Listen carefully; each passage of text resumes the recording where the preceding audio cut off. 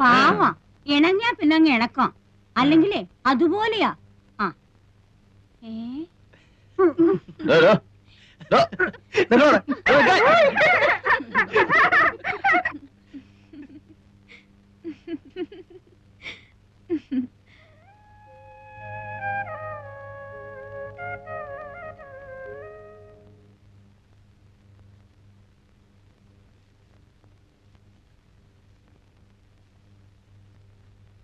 അറിയാഞ്ഞിട്ട് ചോദിക്കുക, എന്താ അങ്ങനെ എഴുതി നടക്കണ എന്റെ ഉദ്ദേശം?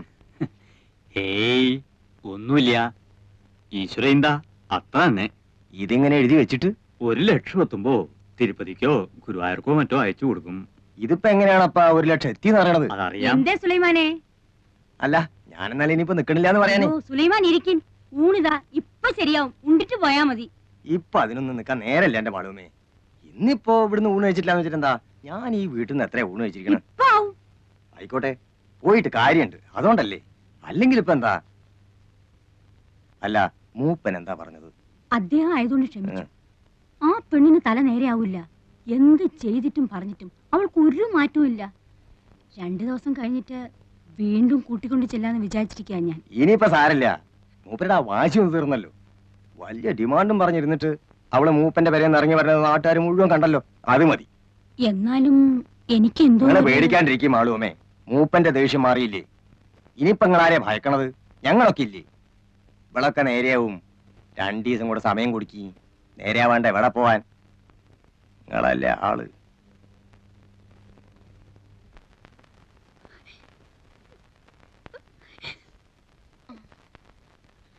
പോട്ടെ കുട്ടി, സാരമില്ല. പിന്നെ ഒരിക്കൽ അയാൾ വന്നിരുന്നെങ്കിൽ കൊല്ലുമായിരുന്നു, ആ മനുഷ്യനെ കൊല്ലുമായിരുന്നു. എനിക്കെന്റെ വീട്ടിൽ പോകാൻ പറ്റുമോ ദേവകീർത്തി? ഗൗരിക്കുട്ടി, ഗൗരി,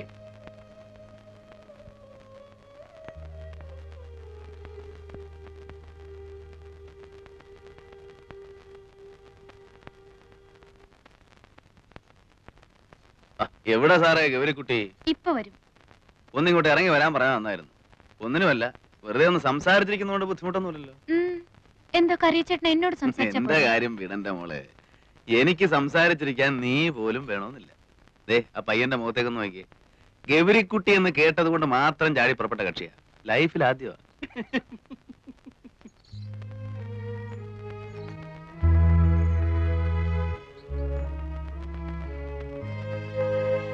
കാശ് വെച്ചാ കളി, കടവില്ല. അമ്മയെ വിളിക്കും. നീ ഇല്ലല്ലോ? എനിക്കറിയില്ലല്ലോ. വെറുതെ നല്ല കുട്ടികളെ കൂടെ കൂടെ കൂട്ടി.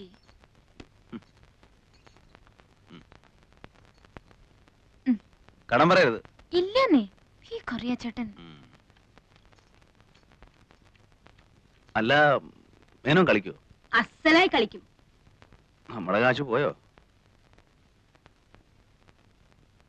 വേണ്ട, അവന് കളിക്കാനും അറിയില്ല, കയ്യിൽ കാശും ഇല്ല.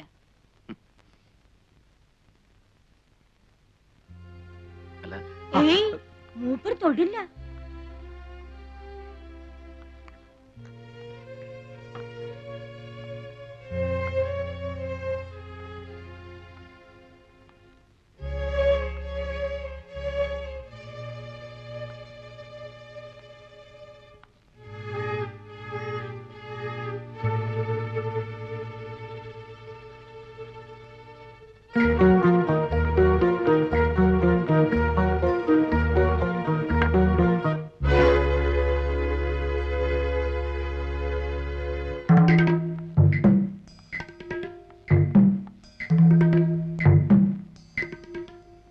ആരാ ഉള്ളത്?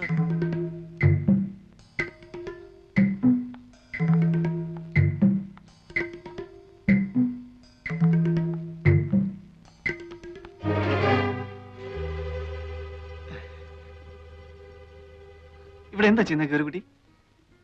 വീട്ടിൽ വരുന്നവരോട് ഇങ്ങനെ പെരുമാറുക? ഞാൻ ഗൗരിക്കുട്ടിയെ കാണാൻ വേണ്ടിട്ട് മാത്രമാണ് വന്നത്. എല്ലാരും തന്നെ ഇങ്ങനെയൊക്കെ തന്നെ ആവും പറയുക അല്ലേ? കൈമാറ്റുന്നില്ല. കൈയെടുക്കൂ.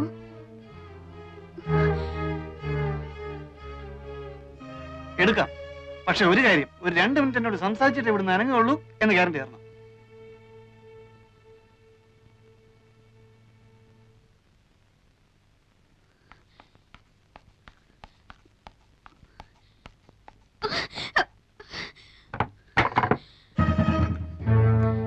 അത്രയ്ക്കങ്ങ് വില കൂട്ടണം.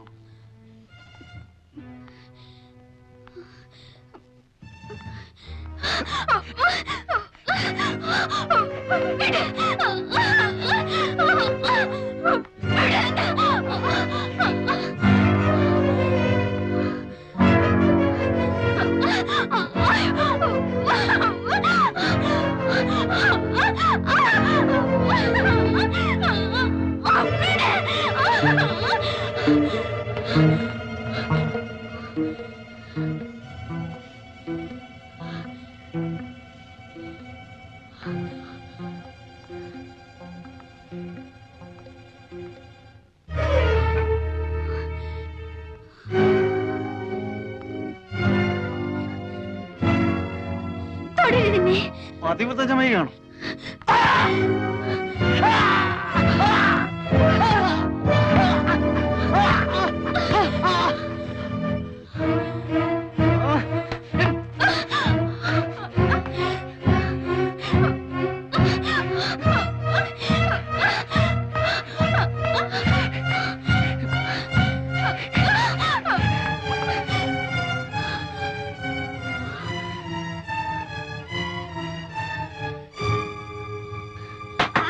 ഇലാലേ, ഇലാൽ, ഇലാൽ, ഇലാലേ, കഥ തുറക്കടാ. എന്താ ഇവിടെ? ആരാ വിളിച്ചത്? ഓ, അങ്ങനെ. ആരായിരുന്നു വിളിച്ചത്? നീയോ ഇവളോ? ആരും വിളിച്ചില്ലല്ലോ. ആരും വിളിച്ചില്ലേ? ഓ, അത് എന്റെ കാലാ കമ്പി തെറ്റെന്ന് വീണു. അപ്പൊ വിളിച്ചു പോയതാ. ഒന്നും പറ്റിയില്ലല്ലോ. ഏയ്,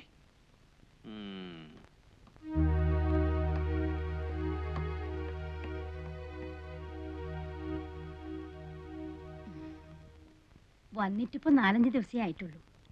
പെരുമാറ്റം ശരിയായില്ലെന്ന് വെച്ച് ഒന്നും തോന്നരുത് കേട്ടോ.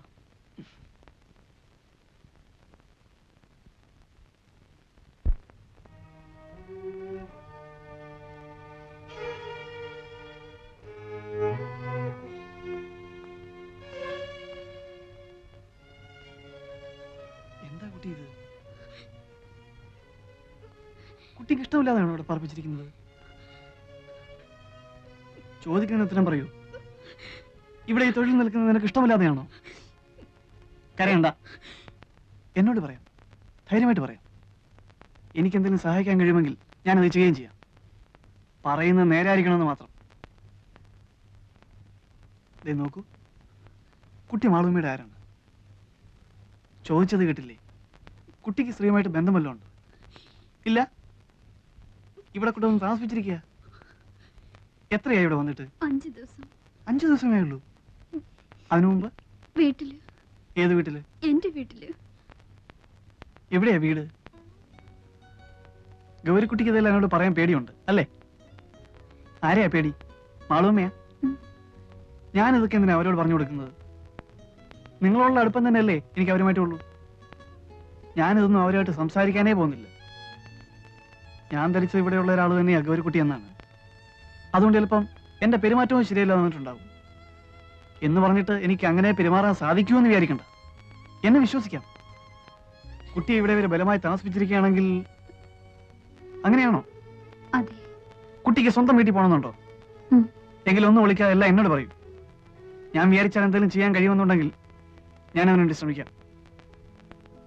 പറയൂ, എവിടെയാ കുട്ടിയുടെ വീട്? പുഴയ്ക്കക്കരെ. പുഴയ്ക്കക്കരെ? അമ്പലത്തിനടുത്ത്.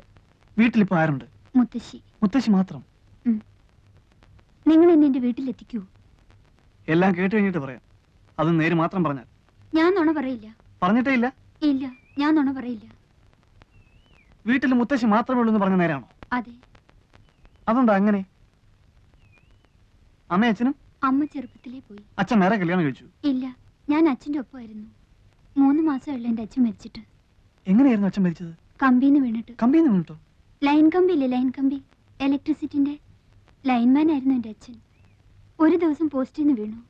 കുറേ ദിവസം ആശുപത്രി കിടന്നു. ഒരിക്കൽ പോലും ബോധം തെളിഞ്ഞില്ല. അവിടെ തന്നെ കിടന്ന് മരിക്കുകയായിരുന്നു എൻ്റെ അച്ഛൻ. അവിടെ വെച്ചാണ് ഞാൻ ഈ സ്ത്രീ ആദ്യം കാണുന്നത്.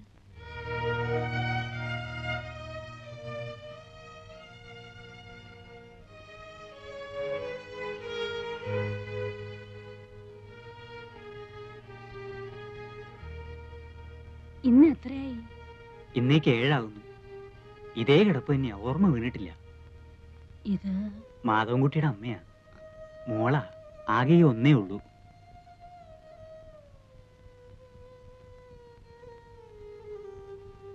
വാ മോളെ.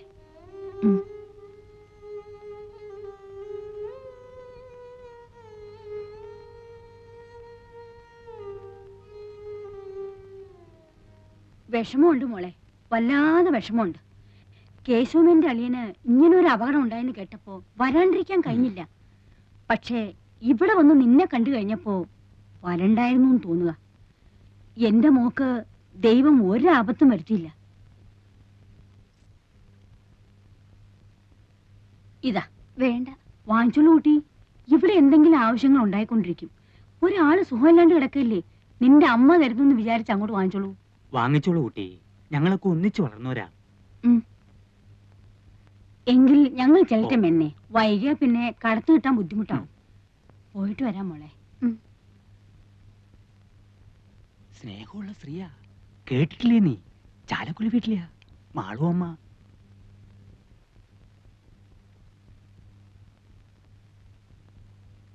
എന്റെ അച്ഛൻ മരിച്ചപ്പോൾ അവർ വീണ്ടും വന്നു.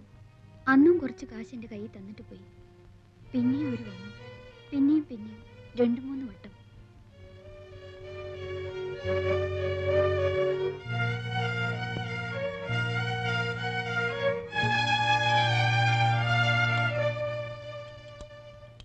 അമ്മയ്ക്ക് ഇഷ്ടക്കേടൊന്നുമില്ലെങ്കിൽ അവൾ അവിടെ നിന്നോട്ടെ. ഏതായാലും ഇനിയിപ്പോ പഠിപ്പിക്കാൻ ഉദ്ദേശമില്ല.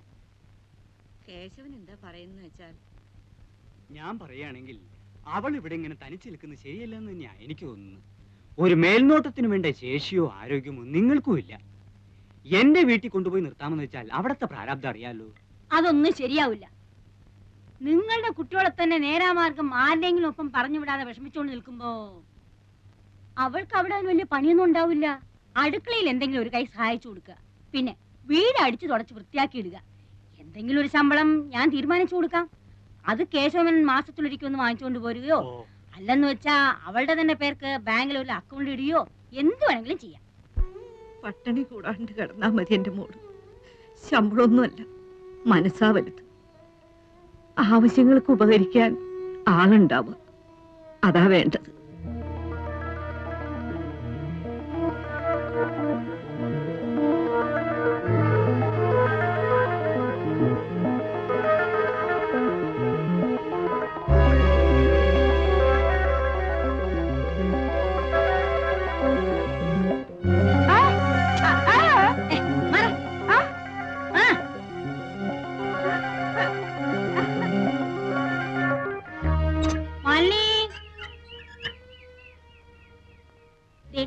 ഈ മുറി നീ എടുത്തോളൂ കേട്ടോ. എന്താ, ഇഷ്ടായോ? ഇത്ര വലിയൊരു മുറി ഇവിടെ എല്ലാം വലുപ്പമുള്ള മുറികളേ ഉള്ളൂ.